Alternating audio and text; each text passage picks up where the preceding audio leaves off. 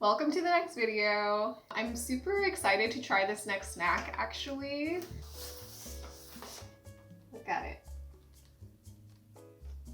This is it. So it's scallion chex or green onion chex. Can we just take a moment to look at the packaging and appreciate it? There's this anthropomorphic green onion chex on the front, and there's also a little chocolate guy who's scared. Sound off in the comments. Hot or not? Hot? Hot? What? And I figured I should just eat them as I would cereal first. So I have my... Oh my god. Okay. Smells like some cracker I've had before. Oh, it smells like bouillon. Close-up shot. Okay, here we go.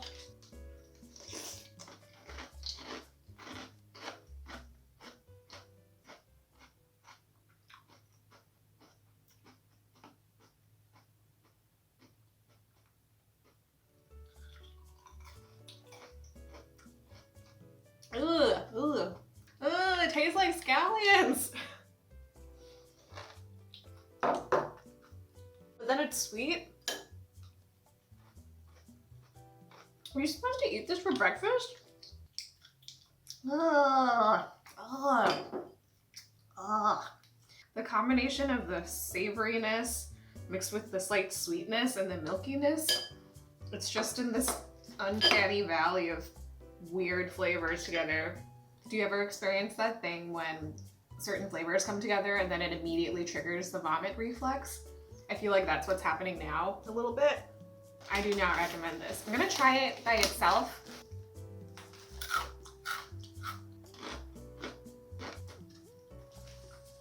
No.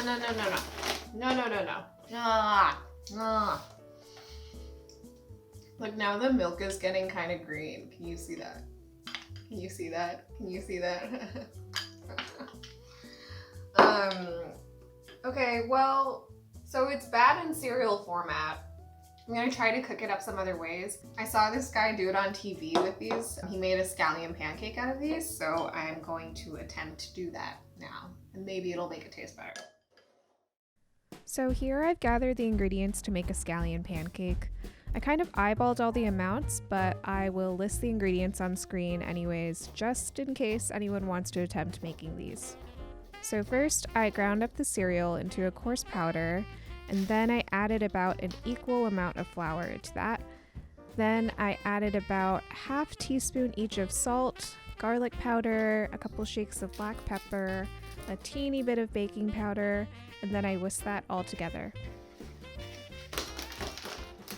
Yeah, I was thinking that this could be my dinner because I haven't eaten yet, but now I'm a little worried. Now that I've tried them and I know what they taste like.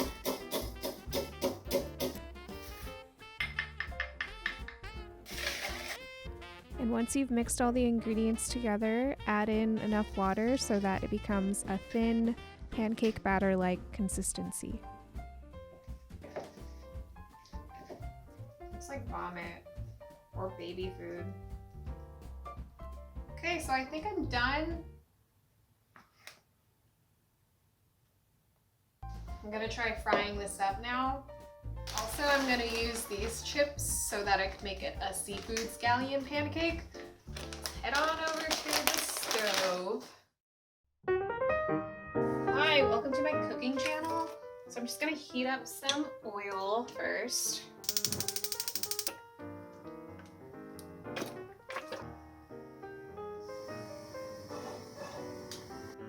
Okay, here goes nothing.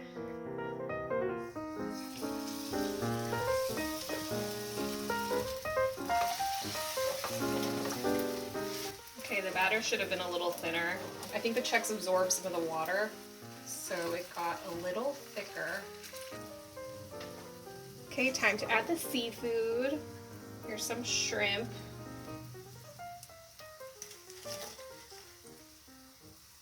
And some cuttlefish.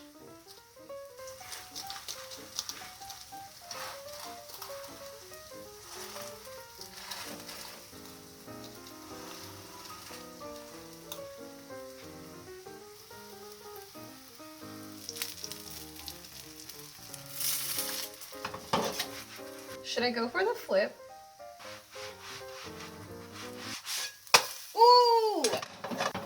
Okay, we've got an interesting color. Huh? No!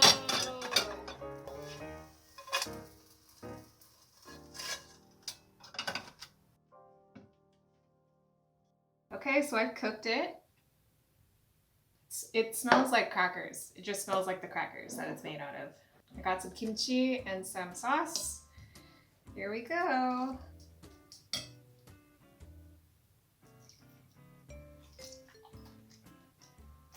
You know what? That's actually not terrible.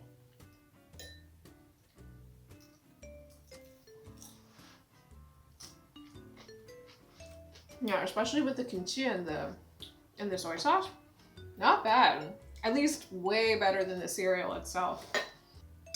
I think I might have overmixed it a little bit. It is a little bit gummy. But overall, it's not the worst thing I've eaten. Because that was the worst thing I've eaten, the cereal.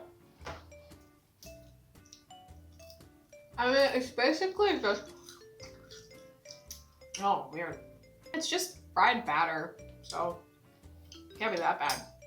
Would I recommend making this and eating this? Like, absolutely not. You should definitely make just a regular scallion pancake. But if by some terrible chance of fate you end up with a box of these, this might be a good way to get rid of them. How to describe the flavor? The scallion flavor is like barely there. The texture is quite chewy. Yeah, the chewy texture isn't that bad either. This definitely exceeded my expectations. Last bite. Yeah, try making it. It's a novelty thing. I would rate this a 5. It really did exceed my expectations. I thought it was going to be terrible. Actually, I redact that, and maybe this is a 6 because I keep eating it.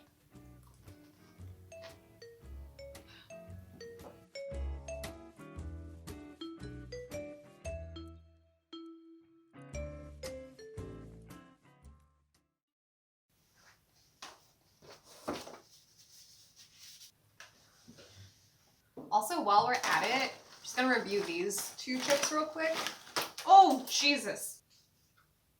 Okay, well, first of all, the shrimp chips, they're a classic. What can I say about them? They're so good. Also, these guys, cuttlefish chips, also classic, buttery. I would say these are both 8s. Like, super solid, super good chips. Definitely buy these. Probably find them at a Korean grocery store. So for my next culinary experiment, I was thinking of using the scallion chex so that I could make scallion drop biscuits. I'm going to use Bon Appetit's recipe. And a drop biscuit is a lot easier than making a regular biscuit because you don't have to worry about keeping the butter cold or anything. I'm actually using melted butter. You're not going to get a flaky texture. It's more of like a soft bread. But I've made this before and it's been good. So basically the idea is I'm going to mortar and pestle a little bit more of these chex to incorporate into the flour. And I'm also going to use whole pieces of this like as if they were scallions. Also, thank you to the sponsor of this video, Korean church towel.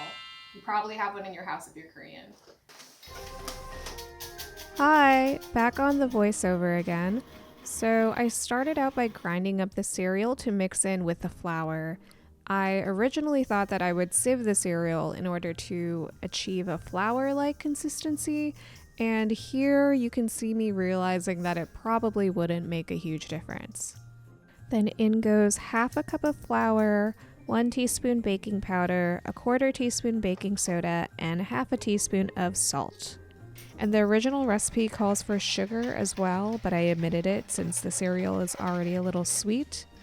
Then I poured in 1/4 cup of melted butter, 3/4 of a cup of yogurt, which I used instead of sour cream, and finally I sprinkled in some crushed cereal.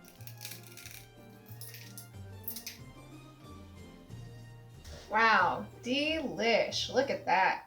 Ooh, what if I... Movie magic?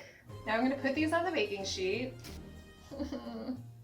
This is just like not a texture that wants to be baked, you know?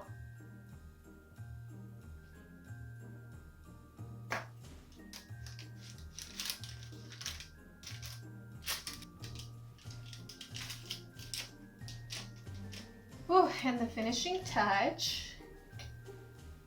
I feel like these are just gonna burn. Like these are definitely gonna burn.